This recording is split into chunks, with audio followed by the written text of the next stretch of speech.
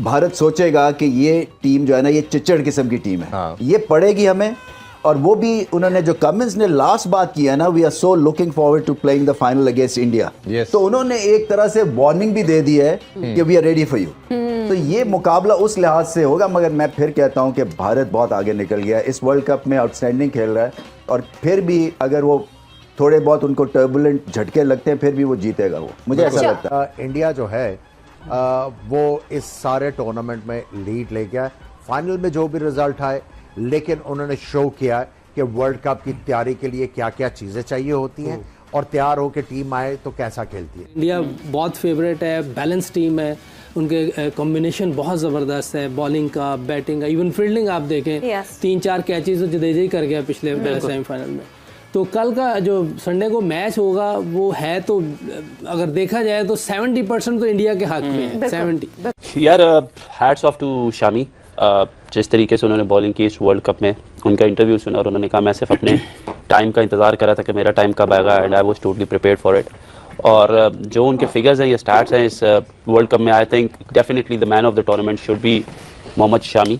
हम तो ये समझ रहे हैं क्योंकि वो इतनी अच्छी लाइन लेंथ के ऊपर बॉलिंग कर रहे हैं कंसिस्टेंटली, और मैं उनको ये क्रेडिट देता हूँ शामी को कि उसने बड़ी अच्छी कमबैक की और deserve to be hero for India. और जो पूरी दुनिया ने देख लिया है सर, जो हम सुनने में आ रहे थे कि इंडिया के बीच में मुसलमान बड़े तंग हैं, मुसलमानों पे बड़े जुल्म होते हैं, मुसलमानों को कहीं भी एप्रिशिएट नहीं किया जाता, मुसलमानों को ऊपर नहीं आने दिया जाता, आज वही इंडिया है, वही इंडिया की क्रिकेट टीम है जिसमें सेमीफाइनल में man of the match Mohammed Shami जो है, मुसलमान है, उन्होंने मैन ऑफ द मैच जो है वो उसका अवार्ड लिया। हेलो दोस्तों, स्वागत है आपके हमारे यूट्यूब चैनल टुडे फॉलो की एक और नई वीडियो में। दोस्तों, जैसा कि आपको पता है कि कल को वर्ल्ड कप का फाइनल इंडिया वर्सेस ऑस्ट्रेलिया होने वाला है, और फाइनल से पहले एक सेरेमनी रखा गया है जो बहुत धूमधाम से क्लोजिंग करेंगे, और इसमें पीएम मोदी भी नजर आएंगे जो वर्ल्ड कप का फाइनल देखने जाएंगे, और इनके साथ साथ और भी गेस्ट आएंगे जिनमें 100 से ज्यादा सेलिब्रिटी भी आएंगे। और सबसे जो अच्छा शो होगा वो इंडियन एयर फोर्स का एयर शो होगा जो कि 10 मिनट तक चलेगा। इसके साथ साथ इंडियन सिंगर अरिजीत सिंह भी अपनी झलक दिखाएंगे, और ये सब लाइव शो होगा। और दोस्तों, धमाकेदार ये क्लोजिंग सेरेमनी शो होगा जिसको करोड़ों लोग वॉच करेंगे, और बहुत ही अच्छे तरीके से वर्ल्ड कप 2023 खत्म हो जाएगा, और स्टेडियम को बहुत ही खूबसूरत तरीके से सजाया जाएगा। और दोस्तों, आपको ये भी बता दें कि आज से पहले कभी भी इंडियन एयर फोर्स शो नहीं हुआ था, और लोग पहले ही रूम बुक करवा रहे हैं।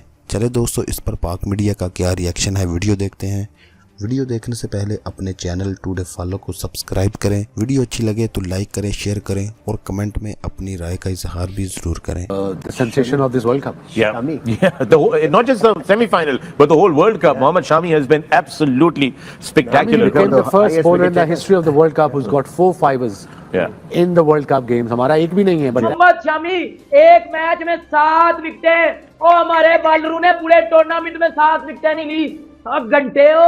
तो मुझे ऐसी फीलिंग आती है इंडिया की टीम से इस वक्त कि इनका आपस के अंदर कंपटीशन है कि मैं उससे बेहतर नजर आऊं, मैं अच्छा परफॉर्म करूं। हेल्दी कंपटीशन उनके अंदर नजर आ रहा है। जो मैच के बाद वो ड्रेसिंग रूम के अंदर बैठते हैं, उनका अप्रोच जिस तरीके से एक एक का नाम लेता है कि किसने अच्छी फील्डिंग की, आज का दिन किसका जबरदस्त रहा, तो उसमें वो चाहते हैं कि यार शर्मा की लीडरशिप और कमिंस की लीडरशिप का कंपैरिजन अगर हम देखें तो ज्यादा स्ट्रॉन्ग लगता है, क्योंकि वो भी टेस्ट चैंपियनशिप जीत के आए।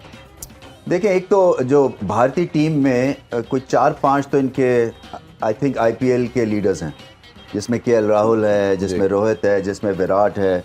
ये और इसलिए आसान है ये टीम को मैनेज करना, क्योंकि इनको पता है इनके रोल्स क्या हैं, डिफाइंड है, क्लैरिटी है। विराट कोहली जाता है, वो एंकर बनता है, बड़ी हिट्स नहीं वो लगाता है। सो इसके इर्द गिर्द जो है वो सूर्य कुमार है या दूसरा श्रेयस अय्यर है। तो ये टीम जो है ना वेल ऑयल्ड है, और स्टोन सेट कप्तान कर रहा है, वो जाता है और बेबाकी से खेलता है। इसका मतलब ये है कि हम पकड़ लेंगे, फिक्र ही ना करो।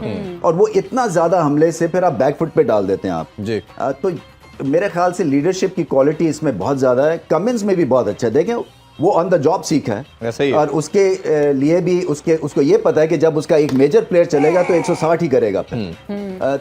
मुकाबला बेसिकली भारतीय बॉलिंग का होगा वर्सेस ऑस्ट्रेलियन बैटिंग। और मैं समझता हूं कि चाहे वो T20 क्रिकेट है, ओडीआई क्रिकेट है, टेस्ट क्रिकेट है, बॉलर्स आपको मैचेस जिताते हैं। बिल्कुल। तो बॉलिंग अगर आपकी स्ट्रांग है, आपके पत्ते ठीक हैं। अगर आपने मुकाबला करना है तो अगर सीखना है तो कोहली से सीखें। उसने, हम हमेशा से ये कहते थे हमारे ज़माने में कि इंडियन जो है वो फिजिकली वीक हैं, उतनी स्ट्रेंथ नहीं है, लेकिन अब जब आईपीएल आई, उनके जो स्टैंडर्ड है, फिटनेस स्टैंडर्ड्स, डाइट के स्टैंडर्ड्स, और उनके सामने जो एक रोल मॉडल्स है वो बदल गए हैं। तो आई थिंक पाकिस्तानी टीम को अगर उनका मुकाबला करना है तो बिरयानी से बाहर आना पड़ेगा। एक तो कम अज कम उन जैसी अपनी लाइफस्टाइल को अपनाएं।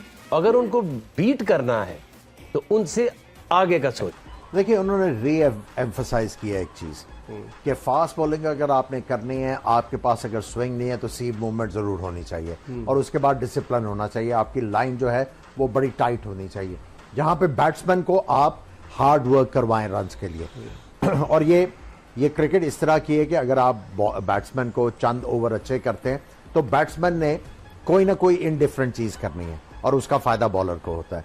सो सिंपल सी बात यह है कि अगर आप स्पिनर हैं तो आपको गेंद स्पिन करना आना चाहिए।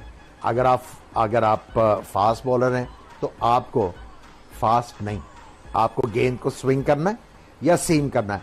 अगर ये आप करते हैं तो आप जहां मर्जी खेल रहे हो आपको विकेट्स मिलेंगे। और आपको जमाना याद होगा जब वेस्ट इंडीज के फास्ट बॉलर्स जो थे, किसी तरह की भी पिच होती थी वो आके जबरदस्त बॉलिंग करते थे। और एक और चीज जो डिस्कस करने वाली है मेरे ख्याल से, ठीक है, इंडियन टीम बहुत आगे निकल चुकी है और वो बहुत बेहतरीन खेलते हैं, लेकिन हमें जाहिर है ये भी पता है कि ऑस्ट्रेलिया भी दूसरी तरफ स्ट्रांग टीम है, वो भी अच्छा खेल रहे हैं। ऑस्ट्रेलिया को इंडिया को हराने के लिए क्या स्ट्रेटेजी अपनानी चाहिए, और टॉस कितना अहम है? टॉस अहम होगा इसलिए कि अहमदाबाद में अब ये देखें, मुझे लगता है कि ये स्पिन फ्रेंडली सी पिच बनाएंगे, क्योंकि इनकी स्ट्रेंथ जो है वो स्पिन है। कुलदीप और जडेजा, और फिर बैटिंग लो बाउंसी पिचेस पे अच्छी करते हैं भारतीय बल्लेबाज।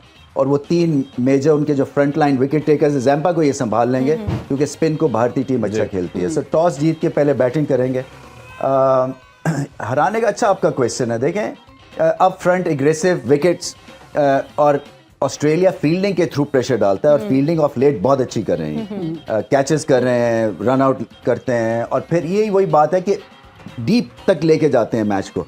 सो ये इनका आउटसाइड चांस ये है कि इनका ग्रेट डे हो, कोई 4 विकेटें गिरा लें या 50 के ऊपर, सही कुछ इस तरह की एक मैसिव किस्म की अप फ्रंट स्ट्राइक करें, जो कि देखें ना, पिछला मैच भी तो ऑस्ट्रेलिया से हुआ था भारत का, इन्होंने 3 विकेटें गिरा ली थी ना 10 रन पे, तो फिर 200 कर दिया था भारत ने। तो मुझे ये जो है ना, ये रेफरेंस पॉइंट्स, वो कमेंट्स कहता है वो रेफरेंस पॉइंट्स इंपॉर्टेंट नहीं होते हैं, मगर मेरे हिसाब से वो बहुत अच्छा एक रेफरेंस पॉइंट है भारत के लिए। मुश्किल पिच पे उन्होंने वो मुकाबला आराम से फिर जीत लिया था। सो मैं कहीं भी देखता हूं ना, कोई वीक लिंक भारत का मुझे नहीं नजर आता है। देखिए, 3 स्पेशलिस्ट पेसर्स, ये ज्यादा बेहतर कॉम्बिनेशन है हार्दिक पांड्या के बजाय शामी को खिलाना, क्योंकि फिर वो 5-5 विकेट्स ले रहे हैं जी। सो और उनको पता है कि अगर 6ठे नंबर पे बैटिंग नहीं चलेगी, 7वां भी स्कोर नहीं करेगा, तो आखिरी पे फिर बचा क्या? वो नहीं होता। वो ये होता है कि आपके अगर टॉप ऑर्डर नहीं करता फंक्शन, या मेजर आपके बल्लेबाज स्कोर नहीं करते, तो बेचारा वो 7-8 पे आपको मैच नहीं बचा सकता। कहीं ना कहीं हमें लगता था कि वन डायमेंशनल किस्म की इनकी बैटिंग लाइनअप है, सब हिटर है,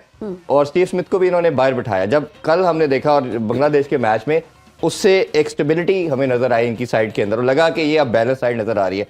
आप कैसे समझते हैं कि इनको रखना चाहिए था थ्रू आउट, और अब इनके आने से कितना बेनिफिट होगा टीम को? देखिए, जो लबुशेन और स्मिथ है ना, ये आपके मैच विनर्स नहीं है मिडिल